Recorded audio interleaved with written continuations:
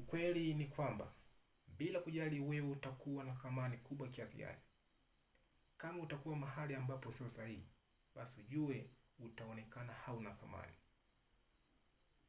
Kwani miongoni mwa vitu ambavyo vimeweza kuua thamani yako ni kuwepo mahali ambapo sio sahihi na kushindwa kutumia uwezo wa ndani ulioko ndani yako.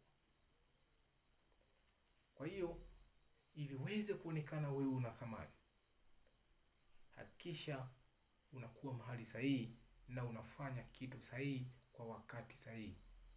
Kwa maana tumia uwezo wa ndani ulioko ndani yako mahali sahihi na kwa wakati sahihi. Lakini usipokuwa makini, unaweza kuondoka duniani bila kutumia uwezo wa ndani ulioko ndani yako. Kwa hiyo, ili thamani yako iweze kuonekana, hakikisha unatumia uwezo wa ndani ulioko ndani yako mahali sahihi na kwa wakati sahihi.